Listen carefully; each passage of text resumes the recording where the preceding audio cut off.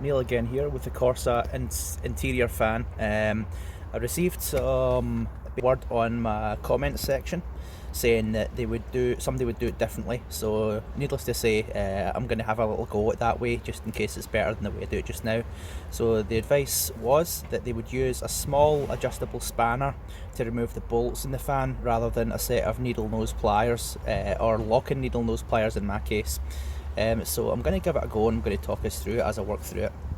Okay, so here is a small adjustable spanner that I can basically get down to size to turn off the little bolts and avoid being a bodger. So we'll use this and we'll work through it.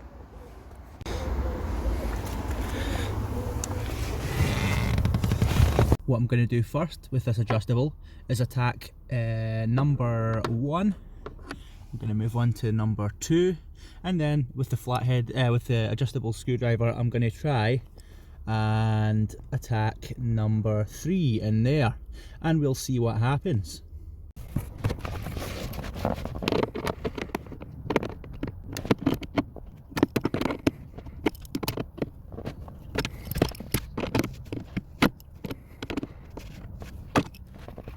Number 1 is out. Time to move on to number 2. And we can see it right there. If I can get my camera to focus on it. There we go. So 1's okay. Number 2. Here we go.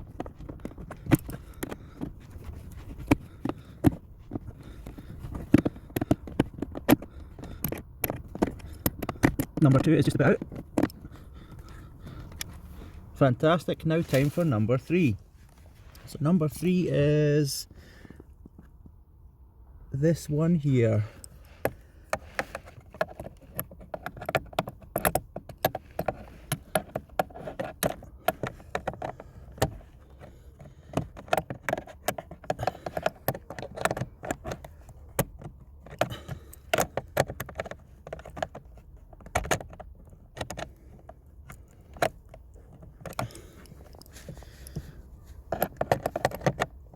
I'm appearing to have some trouble here when I get it on it, because of the size of the head and the space issue. I seem to be unable to turn this.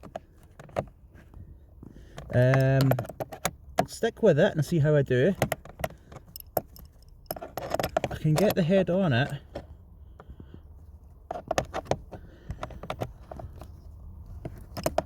I'm getting about a tenth of a turn, and then I have to turn it around and go. Nah. So I wonder if I've got a tool that could possibly get into that tight space. We need something that can fit into that tight space that isn't a socket, for the folk who don't have a socket. Let's see. That's bigger than the spanner. That's bigger than. Oh, wait a minute. What's this? This is quite long and pointy. It looks like it could get into the space. What are these? Needle nose pliers? Who'd have thought to have used a pair of those?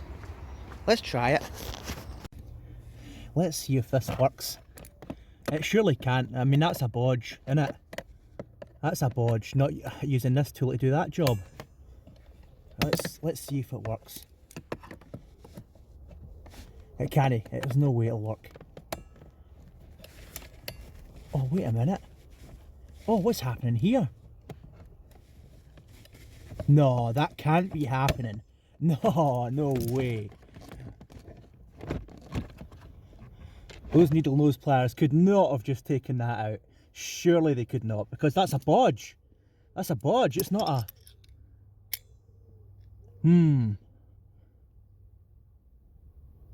Right, so what to do instead of using the one tool here, we've worked it out. And instead of using the one tool here to take all the bolts out, the ones that lock into place, what to do is start off with your first tool, the one that doesn't lock on, and then turn the first two out with this one, then get out the car and go find another tool, this one here, and then you lock these ones on. No, actually don't, guys, that's a bodge. That's a bodge.